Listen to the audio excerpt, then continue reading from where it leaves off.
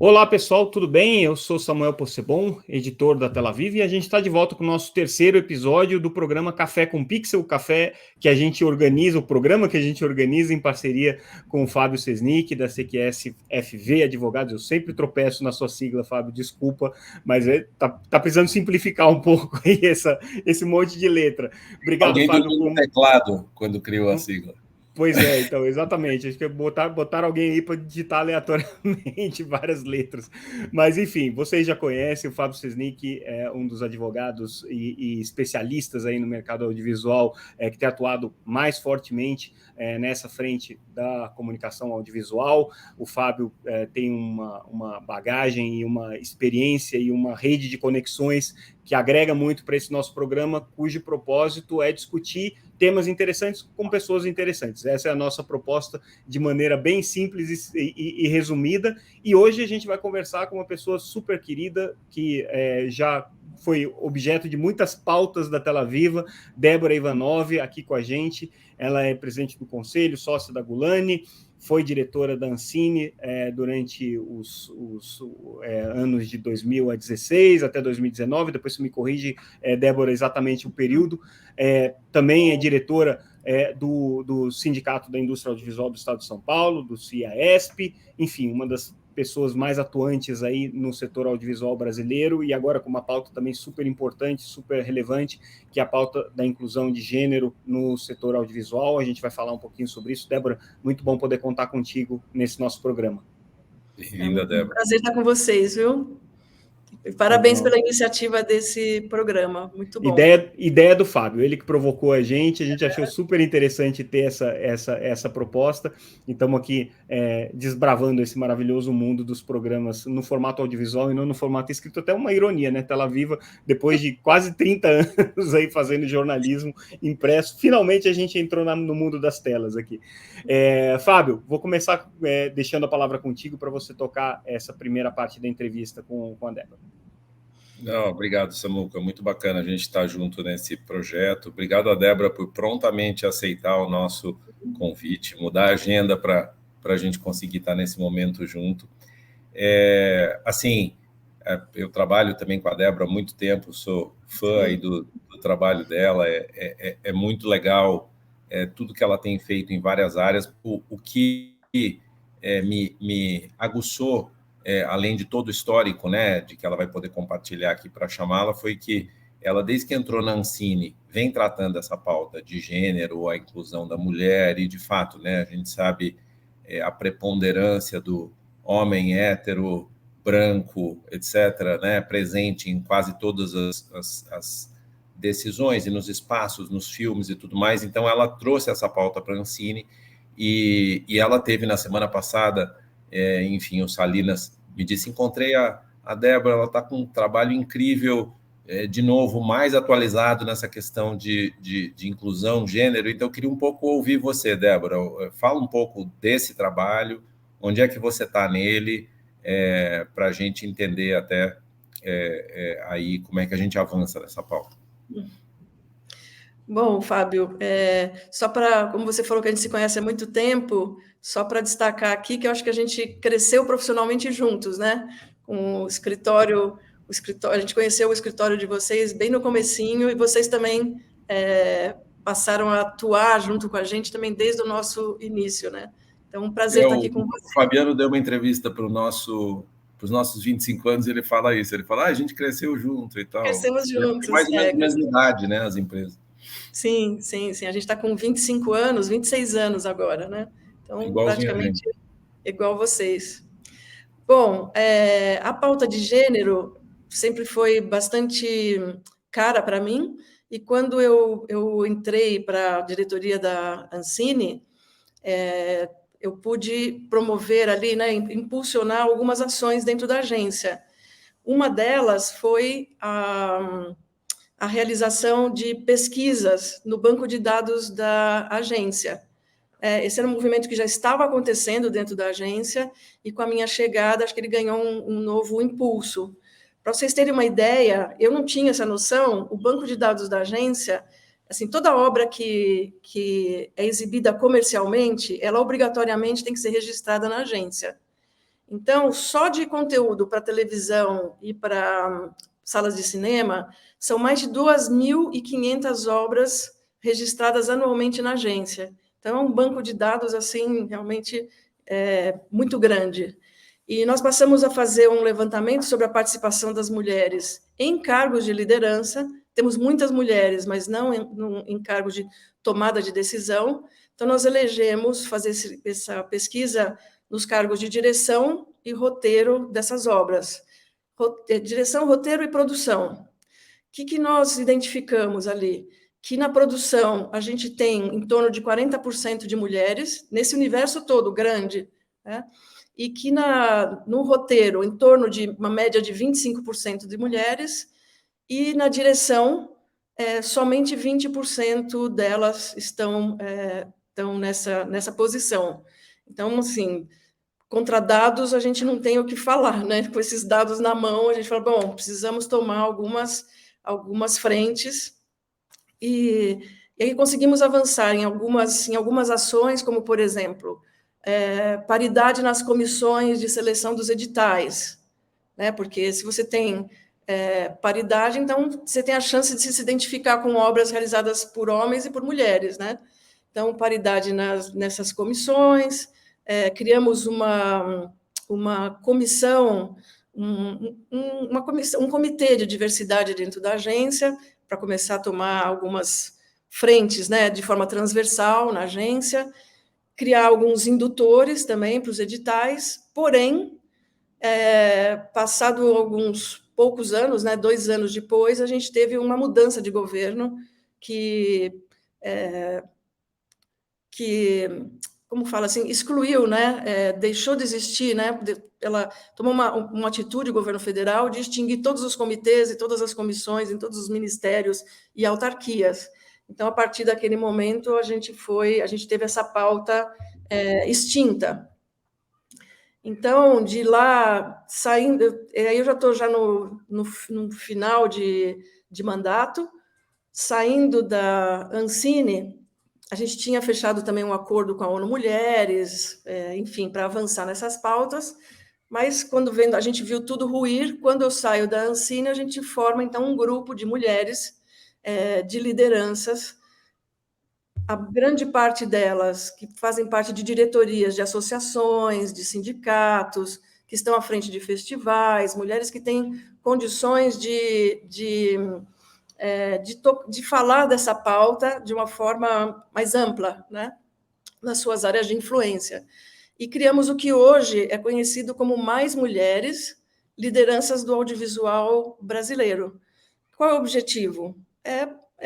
Trabalhar para contribuir, né, para que mais mulheres assumam cargos de liderança, através de dados, através de formação, uma formação qualificada, né, através de ações junto a órgãos públicos, junto à iniciativa privada. Então, hoje acontecem muitas coisas, né? Hoje, com essa mudança de governo também, a gente tem como um dos pilares desse novo governo a diversidade. Então, a gente está num momento bastante propício para poder avançar com essa pauta. Também na iniciativa privada, o ano passado nós fizemos um compromisso com as maiores produtoras do país, e a ONU Mulheres, para assumir um compromisso a médio prazo de ampliar o número de mulheres nesses postos de liderança. E o que aconteceu, Fábio? Que o Salinas, que é seu sócio, que estava ali desenvolvendo um trabalho junto com a OMP, que é a Organização Mundial de Propriedade Intelectual, a OMP estava fazendo um estudo sobre o nosso mercado nessa era do streaming. E uma das pautas que eles queriam abordar era a participação das mulheres nesse mercado. E o Salinas me indicou para fazer um estudo novo, quer dizer, já fora da Ancine, um estudo da participação das mulheres na América Latina e Espanha. E aí foi o que eu apresentei na semana passada, junto com o Salinas, nesse encontro da OMP com autoridades da América Latina e Espanha, lá em Brasília. E foi muito interessante. Primeiro, ver que a situação é muito similar, né? Você tem uma variaçãozinha, assim, às vezes a Argentina tem um pouco mais de mulheres, mas, pasmem, a Espanha tem menos mulheres ainda do que no Brasil, nesses postos de liderança. Então, a gente pôde, com esse estudo, primeiro ver que a pauta ainda não é tão valorizada, né, nas políticas públicas. Tanto é que a gente não tem levantamento de dados em quase nenhum desses países. A gente tem a maioria dos dados são levantados por iniciativas privadas, sabe, iniciativas da sociedade civil. A gente tem só México e Argentina com levantamentos de instituições governamentais. Então, isso começa com 1. 2, os dados são, em geral, só de longa-metragem, os que a gente pode comparar, né? Mas mesmo dentro desse universo menor, a gente vê que a similaridade é muito grande. Qual que é a razão, Débora? Por que existe essa disparidade? Vocês já conseguiram chegar a uma conclusão? É um problema histórico, é um problema de falta de políticas públicas, é um problema de cultura do setor? O que leva a essa disparidade tão grande? Bom, não é privilégio do nosso setor, né? A dificuldade de mulheres em cargos de Exato. liderança ela é geral, né? Bom, primeiro que existem alguns estudos de neurociência, né, que colocam de que a gente tem no nosso inconsciente coletivo, a gente tem uma tendência a perpetuar status, né, status quo. E nesse status quo a gente tem de muitas gerações a liderança masculina em todas as áreas. Então existe uma tendência a essa continuidade. No caso do audiovisual, eu acho que chama muito mais atenção ainda, porque o audiovisual tem um poder, né, ele contribui muito com a formação do imaginário da sociedade e das futuras gerações. E exatamente nessa área a gente tem o fato da gente ter 80% de homens na criação, né, e na direção dessas obras, também colabora com que a gente perpetue, né, estereótipos, preconceitos, né? Quando você vê um outro dado interessante também são mulheres no elenco. As mulheres como protagonistas são também minoria. Olha que interessante. No Brasil, é em torno de 32%, uma pesquisa feita nos últimos 20 anos. Então, mulheres como protagonistas, minoritário. Muitas vezes, assim, com uma tendência muito grande de ser estereotipado, sexualizada, né? Então, a gente está há décadas reproduzindo essas imagens e validando, né, esse comportamento. Então, é um conjunto de situações, né, Samuel, que dificultam a ascensão das mulheres a esses postos, né? Por isso que levantar dados, falar a respeito, né, se unir a movimentos globais, ajudam a gente nesse enfrentamento, para a gente mudar esse futuro. Você chamou a atenção que houve um certo desmonte dessa estrutura de acompanhamento que você havia montado quando você estava na Ancine, por conta das mudanças de governo que a gente viveu. Claro que o governo Bolsonaro foi um governo que, evidentemente, não tinha essa agenda como prioridade, né? E imagino que o fato de vocês terem visto esse desmonte fez com que não fosse possível fazer um acompanhamento de como estava a situação quando você fez o primeiro diagnóstico, como que ela está hoje, ou você já consegue hoje comparar e perceber algum tipo de evolução ou involução nesses indicadores de equidade? Olha, Samuel, lá na Ancine nós fizemos 3 anos consecutivos essa pesquisa. Então, os últimos dados são de 2018, né, que a gente lançou em 2019, dados de 2018. A mudança é quase zero. Fora isso, lá na Ancine nós fizemos um levantamento de 10 anos só no longa-metragem, que é mais, né, um volume muito menor para você analisar, e você, em 10 anos também você não nota muita diferença, sabe? Às vezes bem menos que 20, às vezes a 25, mas dá essa média de 20%. Então, agora na pandemia, não sei se isso mudou. O que eu vejo que pode ter uma tendência de mudança é que as plataformas de streaming as plataformas globais, né? Assim como muitas empresas de outros setores, empresas multinacionais, já estão atentas à diversidade. E também já estão atentas a um dado de fator econômico também. A gente viu, eu apresentei esses dados, inclusive, na semana passada, a McKinsey, né, que é uma das empresas maiores do mundo em consultoria corporativa, ela faz já há alguns anos uma pesquisa em mais de 1.000 empresas em 15 países sobre essa questão de gênero nas tomadas de decisão, em cargos de liderança. E a conclusão deles é que as empresas que têm mais diversidade, elas têm até 25% de maior lucratividade em relação às demais. Então, até por uma questão econômica, né, muitas empresas já estão mudando o seu perfil, só que é uma mudança também de médio prazo, né? Porque são cargos de liderança que já estão ocupados e, aos pouquinhos, você está vendo essa mudança. No nosso setor, a gente tem visto essas empresas globais já fazendo o seu movimento, a TV Globo também fazendo um movimento não só de gênero, mas de raça também, né? Incluindo pessoas negras nesses cargos de liderança, profissionais negros. Que pasme, gente, a gente fez uma só pesquisa sobre raça na Ancine. Foi com dados de 2016, só longa-metragem. Quantas mulheres dirigiram filmes de longa-metragem em 2016? 0. Quantas roteirizaram? 0. Quantas fizeram produção executiva? 0. Você está se referindo mulheres em geral ou mulheres negras? Mulheres negras. Mulheres negras. De lá para cá, mudou. Você já tem várias cineastas negras despontando no mercado, mas não passa de 1%.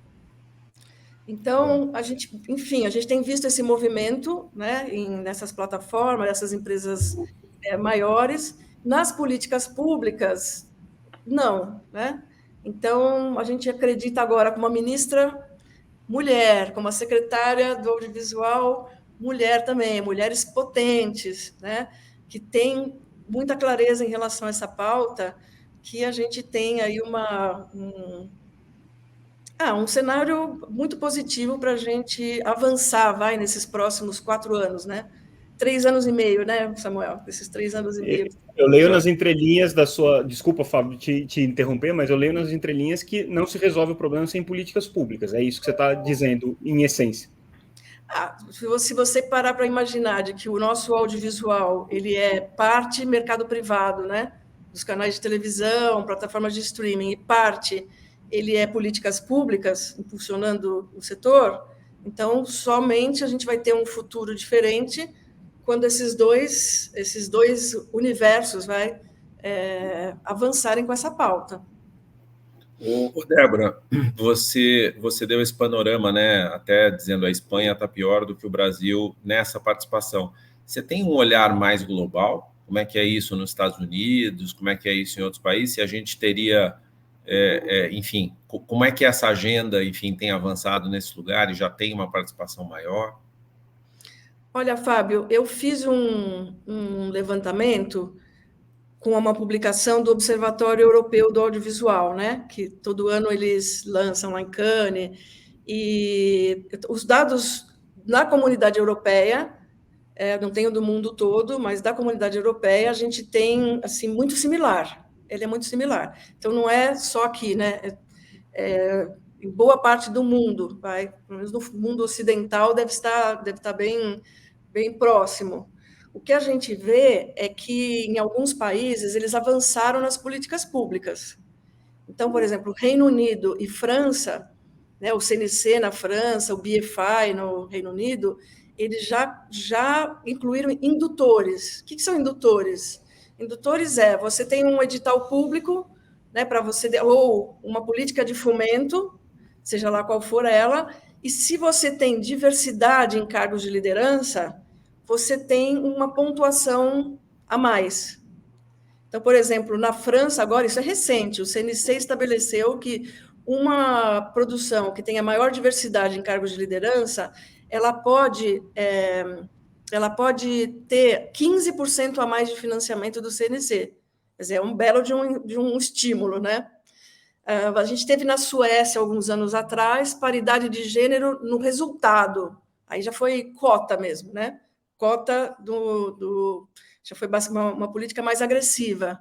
Espanha estabeleceu paridade nas comissões dos editais por lei. E agora, na regulação do VOD, uma parte dos investimentos obrigatórios das plataformas deverão ser destinados a obras realizadas por mulheres. Então, você vê que, sim, cada país encontrou a sua forma, mas, assim, acho que dos últimos anos era mais ou menos bem próximo, os índices de participação das mulheres nesses cargos, né? Se você for falar em cargo técnico, então, gente, cargo técnico, assim, direção de fotografia, som, aí é menor ainda. E dados que a gente levantou na América Latina, Espanha, são que, quando você fala de figurino e maquiagem, né, que é o estereótipo da mulher, que é onde você identifica, né, que a feminilidade da mulher fica melhor colocada, né? Aí você tem uma exposição, quer dizer, você tem mais de 70% de mulheres nesses cargos. Interessante, né? Nada como ter dados na mão para a gente ver como que é essa dificuldade, essa discriminação, né? Esses desafios que a gente tem para enfrentar. Acho que é o caminho mesmo, né? Se não é pela consciência, que seja pelo bolso, né? Débora falou, a empresa é mais lucrativa, ou então, você vai ter mais financiamento se você...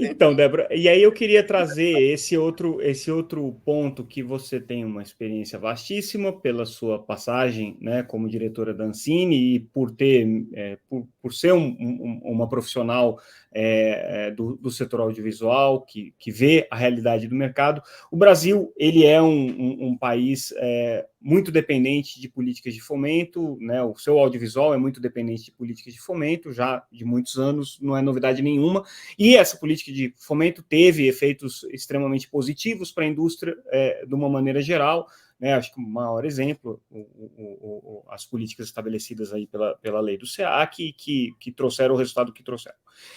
Mas tem uma crítica que se faz, né? E a crítica é justamente essa, é o fomento com foco no desenvolvimento do mercado, que foi a ênfase, né, dada desde a criação da Ancine, né? Vamos desenvolver um mercado audiovisual forte, um mercado audiovisual consistente, e o fomento focado justamente em corrigir problemas que a gente possa ter como sociedade, seja questões de desigualdade, seja questões de assimetrias regionais, seja questão de defender determinadas causas, determinadas pautas. Como é que você vê hoje as políticas audiovisuais brasileiras, no momento em que elas se encontram hoje, e qual que deveria ser o foco, na sua opinião?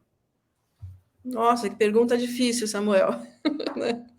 Aqui a gente não está para facilitar nada, é um papo informal, mas a gente vai maltratar o nosso entrevistado. Bom, acho que a gente teve políticas muito bem sucedidas, como você colocou, né, com a 12485, né, com a lei do SEAC. A gente teve também uma política muito bem sucedida a partir dela, com investimentos fora do eixo Rio-São Paulo. Então, você tem uma diversidade regional assim, muito, muito bonita de se ver hoje, né? O que eu sinto... bom, é claro que políticas de investimento na produção elas devem continuar com todo vigor, né? Tem pessoas que falam assim, mas se produz filmes demais, né? 170 filmes, que foi a último, né, 2018, era 171 filmes lançados nas salas de cinema, tão poucos performam, né? Aí a gente falou, bom, gente, mas a Argentina, que é tão menor que a gente, no mesmo ano produziu mais de 200. Estados Unidos, que né, produziu mais de 800 filmes. Quantos chegaram a uma grande performance, né? Então, o audiovisual também ele é necessário também para refletir o nosso tempo, também para atender nichos de mercado, nichos de temas, né? E também para amadurecer o mercado.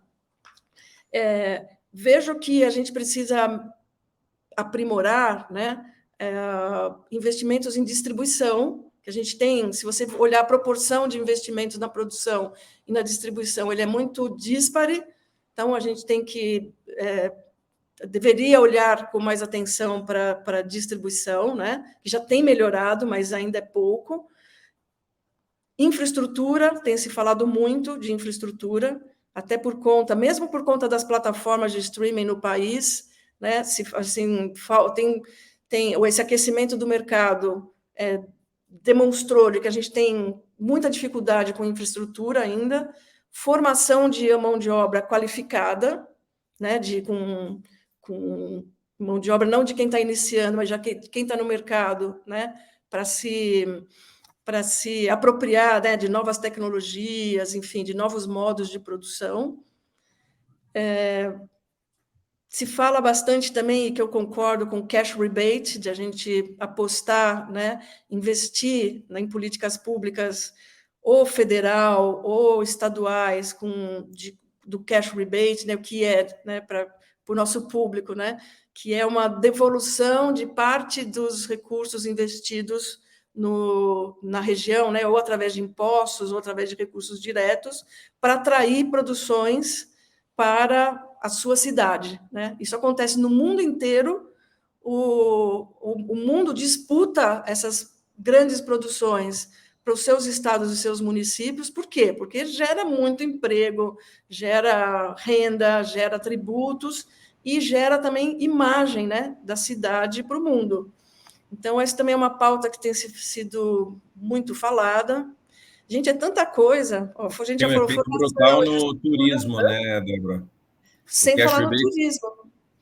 O Brasil tem menos turista que a Ilha da Madeira, em Portugal, né? Então, assim... Dura.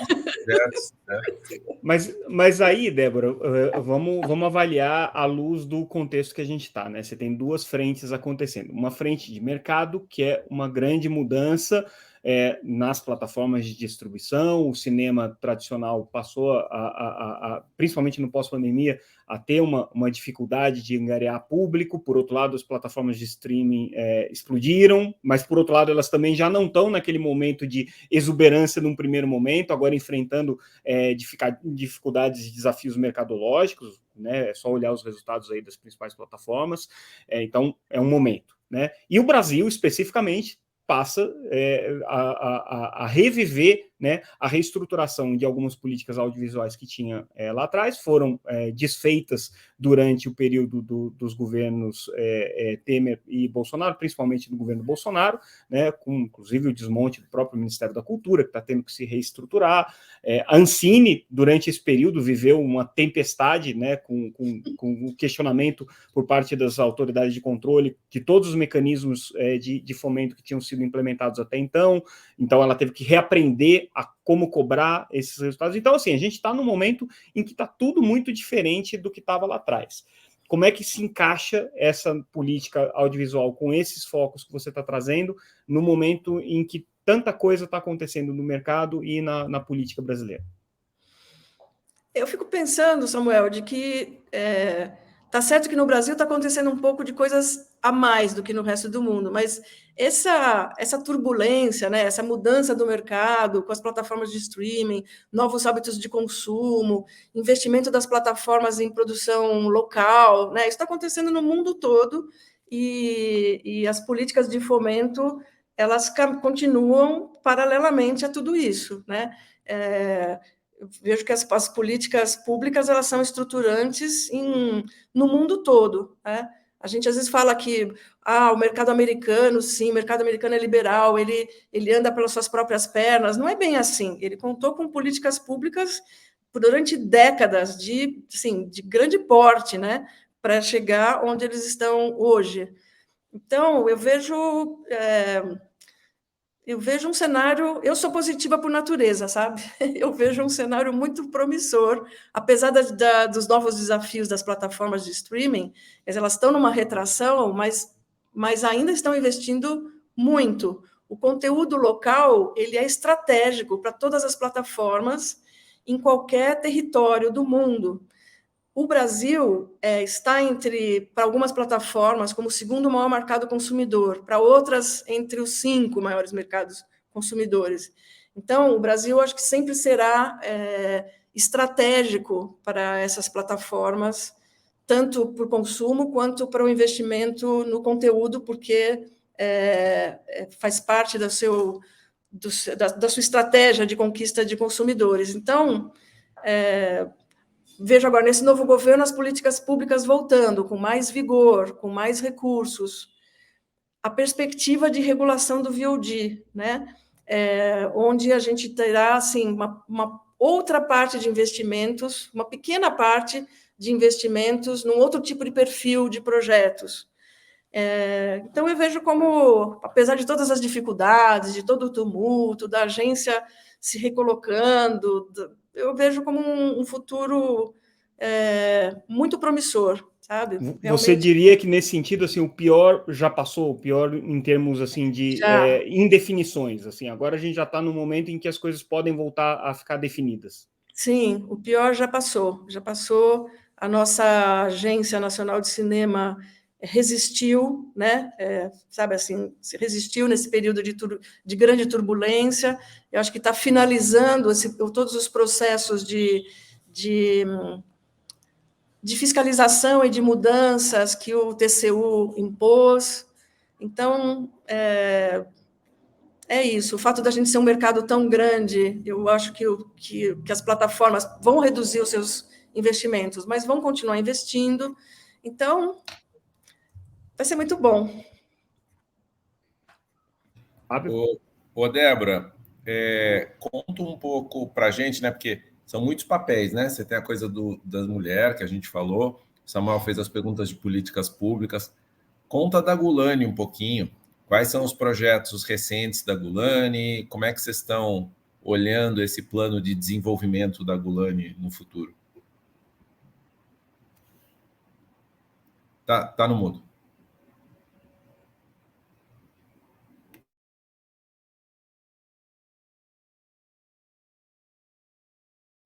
Voltou agora? Voltou.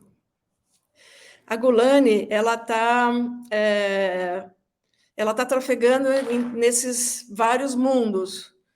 Nós temos produções de diferentes portes, né, desde portes pequenos a produções grandes, gigantes. Nós temos produções com incentivos fiscais, nós temos produções com incentivos fiscais e o fundo setorial, e a gente tem também obras sendo realizadas para as plataformas de VOD. Então, nesse momento, nós estamos produzindo uma série sobre Ayrton Senna, com a Netflix, que tem 15 anos, já era muito antes de eu ir para a agência, a gente já trabalhava nessa série, são 15 anos de dedicação, para agora ela entrar em produção. Ao mesmo tempo, a gente tem uma série de menor custo, de baixo custo, com incentivos fiscais para a Universal, que é uma série chamada da Unidade Básica, que é um sucesso, está na sua 4ª temporada. Vamos entrar em filmagem de um próximo filme do Karim Ainuz, chamado Motel Destino, que começa mês que vem. Enfim, entre outras produções que nós estamos assim, ou em pós-produção, ou em desenvolvimento, enfim, são de diferentes portes, de diferentes perfis e de diferentes diretores. Mudou um pouco do ponto de vista empresarial a estratégia da Gulani ao longo desses anos, de sair um pouco do foco de projetos incentivados para ir para mais projetos contratados pelas plataformas, projetos próprios que vocês mesmos correm o risco, vocês financiam, do ponto de vista assim, de prioridade para vocês, dá para dizer que teve alguma mudança? Sim, assim, essa virada, assim, essa mudança mais radical, eu não estava na Gulani, né? Eu estava fora, que é exatamente a oportunidade de produzir obras para as plataformas de streaming, né? que é um modelo de negócios completamente diferente. É prestação de serviços, né? Então, você não tem a propriedade, dessas obras, porém, por outro lado, você tem o financiamento total, né? Os projetos incentivados, você fica, às vezes, anos para completar um orçamento, né? Você produzindo para as plataformas, você tem o orçamento integral, né, para você realizar aquela obra.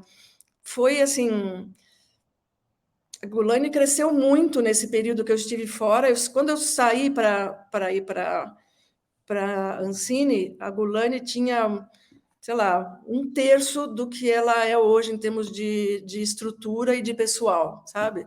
Então, ela cresceu muito com essas novas oportunidades.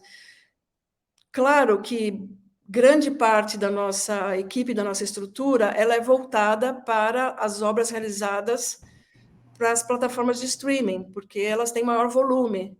Mas a Gulani nunca deixou de realizar todos os tipos de obra, tanto de novos talentos, antigos talentos, obras com incentivos fiscais, políticas públicas e obras para as plataformas. Então, com certeza tem uma revolução ali dentro, né? Porque são modos totalmente diferentes de produzir, de controlar, a gente vive discutindo ali dentro mudanças pontuais, né? Assim, da vontade é como se fossem dois modelos de produção completamente diferentes, né? E ao mesmo tempo são as mesmas pessoas, né? Tem que como harmonizar. Mudou muito. Dá para fazer um juízo de valor sobre qual é o modelo melhor ou pior do ponto de vista criativo, do ponto de vista de inovação, do ponto de vista de negócios, assim, como que você classificaria esses diferentes modelos na perspectiva do produtor audiovisual? Os dois modelos têm suas vantagens, né? Você produzir para uma plataforma de streaming, você tem sua circulação garantida no mundo, você tem o orçamento global garantido, né?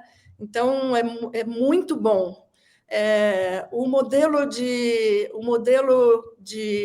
com fomento público, ele é mais árduo, porque você não tem o recurso todo a mãos, os valores são menores. Ao mesmo tempo, você tem a propriedade patrimonial na sua mão, então você tem a chance, né, de vender no mercado internacional. A gente também tem muitas coproduções internacionais no nosso histórico, né? Então, esse exercício também de intersecção com o mercado internacional, ele é extremamente positivo. Muitas obras, você tem um sacrifício gigantesco e pouco retorno, né, de financeiro. Mas algumas obras, você tem a alegria, assim, de ver ela sendo vendida para, sei lá, mais de 100 países, sabe? Circulando o mundo, gerando receitas. Então, é um modelo de negócio também que é muito interessante também, apesar de ser de menor porte, né? Frente o que as plataformas estão realizando. E para as plataformas é uma prestação de serviços, né? Então você não participa de uma receita futura, de uma performance futura, né? Mas tem as outras vantagens. Então são dois modelos muito interessantes e que a Gulani não abre mão de nenhum deles. Muito bacana. É interessante essa coisa da combinação, né, Débora? Assim, eu fico sempre um pouco nessa dúvida, e é bom ter seu feeling disso, mas a gente ficou numa certa ausência de recursos, né, de política pública nos últimos anos, aí as plataformas supriram. Agora as plataformas estão numa certa discussão de modelo de negócio, do tipo, exatamente, a gente até com muita plataforma entrando no jogo. Então, as políticas públicas voltam a ter importância. Então, assim, a gente sente que o mercado está vivendo essa acomodação, né? Você imagina, por exemplo, uma produtora quanto a Gulani, quantos % que uma coisa e outra vai ter importância no futuro? Quer dizer, pensando no curto, no médio e no longo prazo? Assim, não dá para a gente comparar com o período de hoje, porque a gente teve um recuo das políticas públicas, né? Então, naturalmente, hoje, a gente tem mais produções privadas do que com fomento público. Teve uma coisa que aconteceu também, Fábio, outra coisa que afastou a gente do fomento público foi que, por conta do TCU ter questionado todo o modelo de prestação de contas da agência, e a agência abrir, né, as prestações de contas antigas, pedir a digitalização de tudo, né, revisitar tudo. Muitas produtoras falaram, eu não quero mais saber, né, de fomento público. Eu não... Gente, que loucura, né? A prestação de contas é muito cruel, né? E aí eu fico pensando de que, de fato, ela é cruel porque ela tem muitas restrições e ela demora muito para ser feita. Mas a prestação de contas com as plataformas, com o mercado privado, gente, também ela é extremamente detalhada, sabe? Né? Só que ela é em tempo real, né? Então a gente tem a sensação, se corrige rapidamente, mas também exige muita estrutura, né? Hoje a Gulani tem uma área de financeira, uma área de controladoria, um jurídico, uma área de regulatório. Você imagina, isso são áreas que ninguém vê, né? Porque as pessoas, fora a produção toda, né? Para dar conta desse dia a dia. Para o futuro, eu não sei te dizer, né? Mas eu espero que seja bastante equilibrado, né? Que seja, Débora, tem as duas coisas, ou até um terceiro modelo, né, Samuel? Tem mais modelos. Eu queria, desde que você saiu do Ancine, eu queria te fazer essa pergunta e nunca fiz, vou fazer meio de improviso aqui, nem estava no nosso roteiro. Mas assim, a gente sabe que essa discussão sobre regular o mercado é uma coisa sempre muito complexa, porque, né, o regulador ele é importante, ele desempenha um papel, por outro lado, ele não tem todas as informações, tem toda aquela questão de assimetrias que a gente conhece.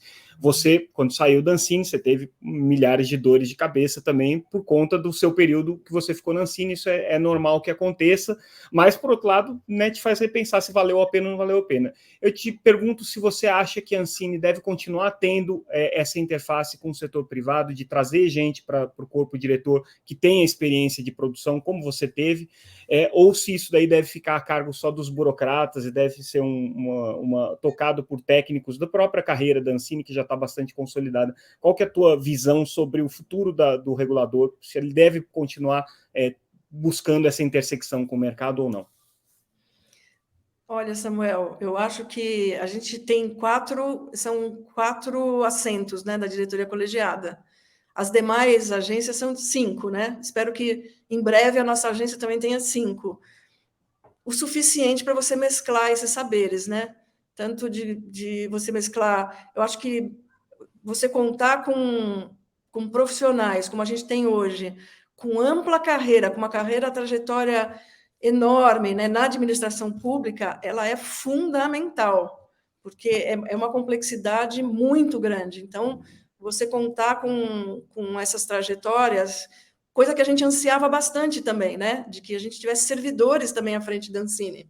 Hoje a gente tem. Eu acho que a mescla entre servidores executivos, né, da administração pública e produtores com bastante experiência no mercado é o ideal. Mesmo com as dores de cabeça que quem for do mercado e voltar para o mercado vai ter depois, porque você sempre tem, né? Assim, acho que não dá para você sair ali ileso. Não, mas tem outra coisa também. Quando você vai para lá, primeiro, você ganha muito pouco, você ganha muito menos, às vezes, do que os servidores que estão lá. Você abre mão de tudo, né? E ainda sai com muita dor de cabeça. Não é fácil você atrair profissionais do setor privado para ir para a administração pública, gente. Não, realmente não é fácil. Não sei nem como é que eu fui, por que eu fui. Então, se alguém vier a ser convidado, recomendo que converse com a Débora antes, para ter certeza se vale a pena mesmo.